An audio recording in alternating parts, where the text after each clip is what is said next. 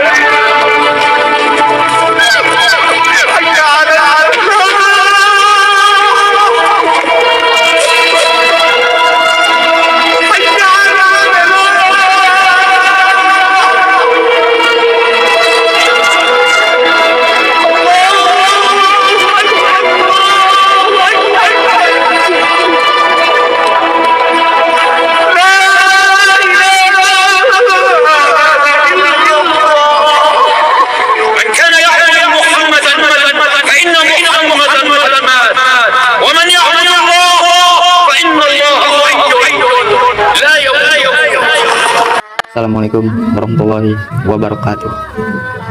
Kali ini saya akan mengisahkan detik-detik sebelum mendekati wafatnya Rasulullah SAW. Bagaimanakah kisahnya? Yuk simak videonya hingga akhir. Bermula kala itu Rasulullah sedang sakit dan sedang berbaring di atas tempat tidurnya di rumah Sayyidah Aisyah. Saat itu pun Allah Subhanahu wa Ta'ala memerintahkan malaikat Jibril untuk memberikan dua pertanyaan dari Allah Subhanahu wa Ta'ala kepada Rasulullah melalui malaikat Jibril. Sesampainya malaikat Jibril kepada Rasulullah, lalu malaikat Jibril pun bertanya, "Wahai Rasulullah, Tuhanmu memberikan dua pilihan. Yang pertama, apakah engkau ingin memilih dunia beserta isinya, ataukah engkau memilih bertemu dengan Allah? Apabila engkau memilih dunia, maka Allah akan panjangkan umurmu.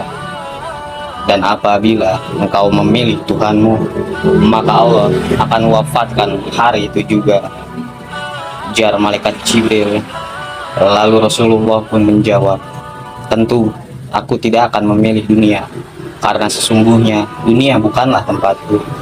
Aku lebih memilih bertemu dengan Allah, karena tempatku yang sebenarnya yaitu ketika ruhku terpisah dari jasad lalu berada di sisi Allah Subhanahu wa Ta'ala, maka itulah tempatku yang sebenarnya. Wahai Jibril, wahai kekasihku Jibril, tolong sampaikan kepada Tuhanku, aku belum tenang jikalau umatku belum mendapatkan jaminan dari Allah." "Baik ya Rasulullah, saya akan sampaikan pesanmu kepada Allah," ujar malaikat Jibril. Lalu malaikat Jibril pun naik kembali ke langit dan menyampaikan pesan Rasulullah. Jibril berkata, "Ya Allah, kasihmu Rasulullah belum tenang apabila umatnya belum mendapatkan jaminan darimu ya Allah." Lalu Allah berfirman, "Wahai Jibril, sampaikan padanya jaminan dari surga aku haramkan untuk siapapun sebelum surga dimasuki oleh umat Muhammad. Ini jaminan dariku." sampaikan kepada Jibril. Lalu malaikat Jibril pun turun dan menyampaikan jaminannya dari Allah kepada Rasulullah. Setelah itu Allah memerintahkan malaikat Israel. Allah berfirman, "Wahai Israel, turunlah engkau dengan perintahku. Pasanglah sebaik-baiknya wajah dan pasanglah sebaik-baiknya senyuman, karena engkau akan mencabut nyawa makhluk yang paling mulia. Sebelum engkau mencabutnya, tanyakan dahulu kepadanya apakah mau dicabut ruhnya atau tidak. Jika ia mau, maka cabutlah. Apabila dia tidak mau dicabut, janganlah engkau cabut. Dan kembalilah engkau kepada aku Israel." Lalu kemudian Israel pun turun dan menghampiri rumah Rasulullah. Ketika Israel sampai depan rumahnya, Israel lantas tidak langsung masuk ke dalam rumahnya. Israel mengetuk pintu rumah dan mengucapkan, "Assalamualaikum ya Rasulullah." Lalu dibukakannya pintu itu oleh putri Rasulullah, yaitu Sayyidah Fatimah. Fatimah berkata, "Waalaikumsalam. Siapakah engkau? Ada keperluan apa engkau datang ke sini? Tidakkah engkau mengetahui bahwa Rasulullah sedang sakit?" Israel pun menjawab, "Aku yang memisahkan anak dengan orang tua. Aku yang memisahkan istri dengan suami. Aku yang memisahkan suami dengan istri. Aku yang menjadikan anak-anak menjadi yatim. Aku yang menjadikan istri-istri menjadi janda. Akulah yang meramaikan kuburan. Dan aku yang memisahkan antara dunia dan akhirat.